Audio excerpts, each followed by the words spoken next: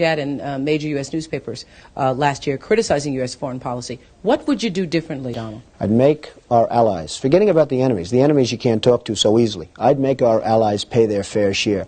We're a debtor nation. Something's going to happen over the next number of years with this country, because you can't keep going on losing $200 billion, and yet we let Japan come in and dump everything right into our markets and everything. It's not free trade. If you ever go to Japan right now and try to sell something, forget about it, Oprah. Just forget about it. It's almost impossible. They don't have laws against it. They just make it impossible. They come over here, they sell their cars, their VCRs, they knock the hell out of our companies. And, hey, I have tremendous respect for the Japanese people. I mean, you can respect somebody that's beating the hell out of you, but they are beating the hell out of this country. Kuwait, they live like kings. The poorest person in Kuwait, they live like kings. And yet they're not paying. We make it possible for them to sell their oil. Why aren't they paying us 25% of what they're making? It's a joke. This sounds like political presidential talk to me, and I know people have talked to you about whether or not you want to run. Would you ever?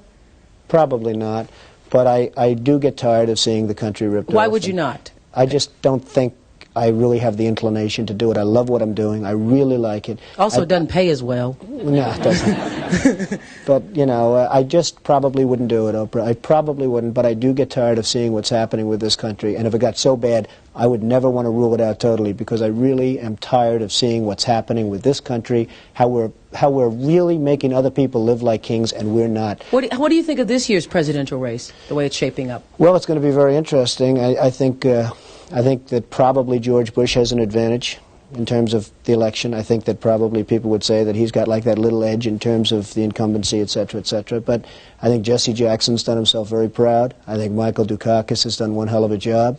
And George Bush has done a hell of a job. You know, they all went in there sort of as semi-underdogs, including George Bush, and they've all come out. I think people that are around all three of those candidates can be very proud of the jobs they've done. You've said, though, that if you did run for president, you believe you'd win.